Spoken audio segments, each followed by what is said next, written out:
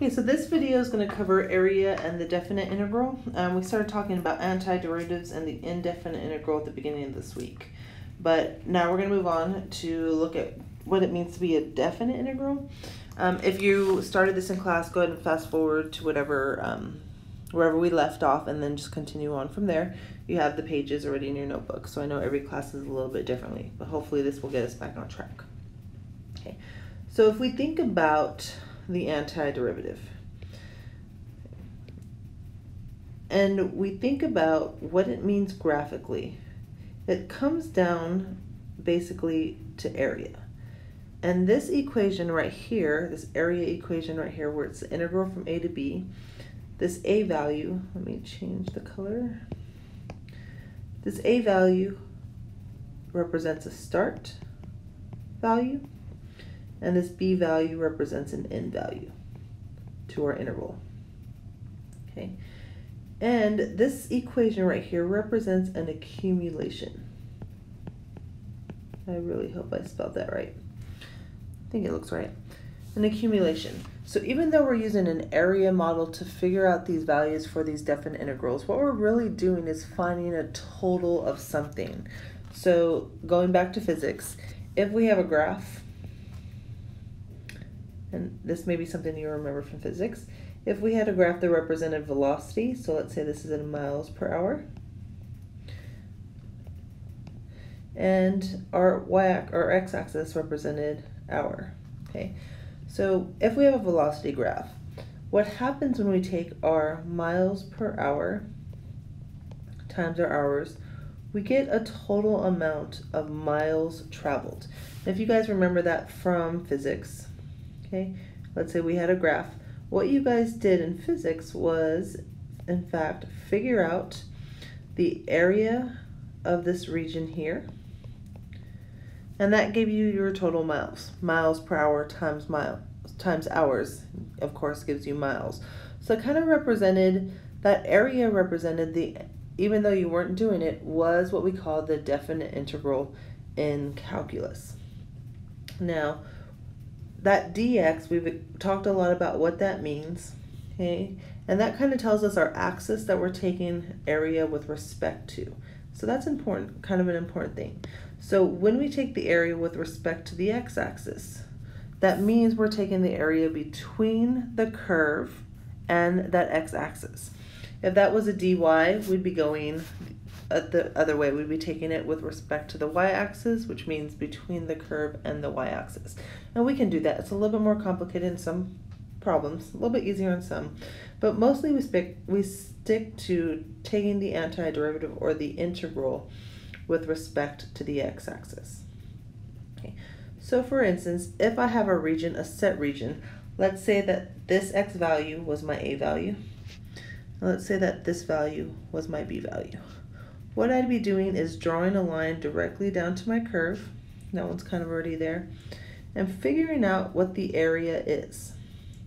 Now if we think about this f of x times dx, and if we think about this as y times our change of x, that represents the area. It goes back to our basic area of length times width, if we think about it like that. And you will see that we will use that length times width when we start talking about Riemann sums. Now because area is y times a change of x, our change of x is always positive.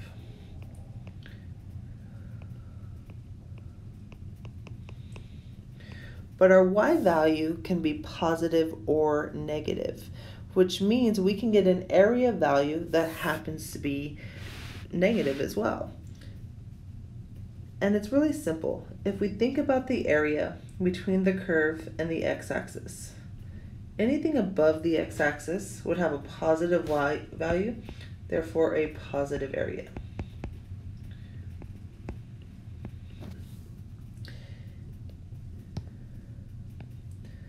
Anything below the x-axis, bounded by below in the curve, so that region right there, that would actually have a negative y value, which would result in a negative area. Even though we're using area models to figure these values out or to calculate our definite integral, the end result doesn't really represent a geometric area like we're used to. It always goes back to a total value or an accumulation of some sort. So if we think about money, the rate at which we're making money or losing money, depending on the situation, and the time it takes, if we multiply those two things together, so let's say we have a rate of change that represents money versus time, and we multiply that by time, we're going to get the total amount of money that we either made or lost. A positive amount, being above the x-axis, would result in making money, whereas anything below the axis would result in losing money. So kind of an economic standpoint from there, or a business standpoint. Okay, so really all we're doing is finding area. So we know a lot about area from geometry. So if we use some of our geometry models, we can actually calculate this area pretty quickly and pretty efficiently, and pretty exactly, by the way. So let's look at a couple of graphs. If I take this function and I graph it, let's start with, so our function in this particular problem is equal to 4x. Okay, because that's our f of x right there. And then of course the change of x. That 4x, I can actually graph that, and that just results in a line. So let's get a line there. Okay, it's probably a little bit more steep than that, but that's not really going to matter for us right now. It's not really drawn to scale. If we cut it off, let's say at 1, let's say that's 1, and that's 4, you know, it's not drawn to scale, we can calculate this definite integral by finding the area between our curve and the x-axis. So if we look at that shape, that represents a trapezoid.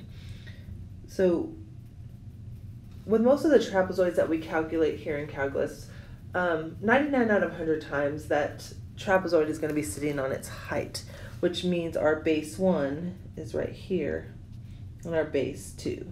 Because the area formula for a trapezoid, if you don't know that one off the back of your hand, is area of base 1 plus base 2 times height, where our base 1 and our base 2 are the parallel sides. So really our base 1 and our base 2 are represented of the height of that function, and the height is really our change of x. So this height right here is going to be our change of x, whereas these are going to be f of x values, y values. So if we look at that and we just plug it in, so 1/2, our base 1 is the height of our graph, so when x is equal to 1, our y value is equal to 4. And I'm getting that from that equation right there. When x is 1, our y is equal to 4. So my base 1 is 4. When my x is equal to 4, my y value is going to be equal to 16. So our second base is 16. And our change of x is the difference between these two values right here, which in this case happens to be 3. Or change of x, if we think about it, are 4 and our 1, our start and our stop. If we do this calculation really quickly, we get a simple 30. And that's exactly what this antiderivative is. Okay. Second example, if we graph this, we get something that looks like this. It is, in fact, a linear function again. Let's say that it's right there, where this is 2. Okay, this point right here where it crosses the x-axis, 2, we have a negative slope, down 1 over 1, down 1 over 1, so this right here, this point is going to be 2 as well. And we're going from 0 to 4. So 0 right here, so we would say about 4 is about right here. So if I draw a line, I'm going to get area of this triangle right here and this triangle right here. Okay, so I already know that I'm going to have a positive area for the first triangle and a negative area for the second triangle, and even my calculation is going to represent that. So if we think about the triangle, 1/2, the base of my triangle, which is this area right here, 2, and the height of my triangle, which is this, times 2. Okay, plus, and then if we get the other triangle, we get a 1/2. Our base, this region right here, is 2, but our height here happens to be -2. And if we look at our values, they're going to actually produce the same value. We're going to wind up getting a +2 for the green and a -2 for the red, which means we get a total area of 0. And if we look at those triangles are the exact same triangle, one being above, one being below. They kind of cancel each other out with one being positive and one being negative. Okay, so let's look at another example. On this bottom one, if you do not know what this graph looks like, that's okay. I'm going to tell you exactly what this graph is. This graph is actually a half circle. Oh, that's terrible. Let's pretend that's a little bit more symmetric. Where this is -2 and this is +2. So we're going to find the area of that region right in here. Sorry about that. Okay, so really it's just a half circle.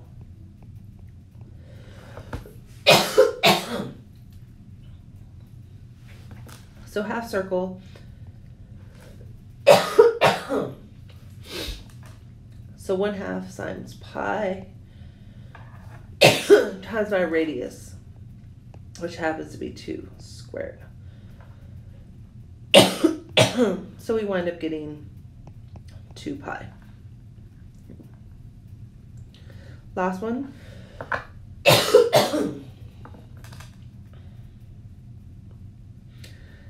If we graph the absolute value of x, we should know that the absolute value of x looks like this.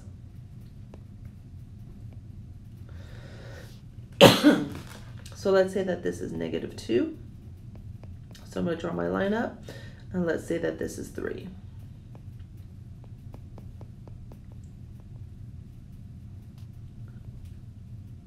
Okay. So we're going to use our 2 triangle formulas, one for each triangle. So 1/2. My base for my left triangle happens to be 2. And my height is also 2. I can get that by plugging it in here. Plus 1/2. For the other triangle, my base is 3. And 3 as well. Sorry, guys. Okay. So 2 times 2 gives us 4. Half of 4 is 2. Plus, we get 4.5. We can use decimal because it's a finite decimal. And we get an overall area of 6.5. I'm going to end this video right here. I'm going to pick up on the next video just so that I'm not coughing in your ear for the entire video. Okay? So just after this one is done, go watch the second one.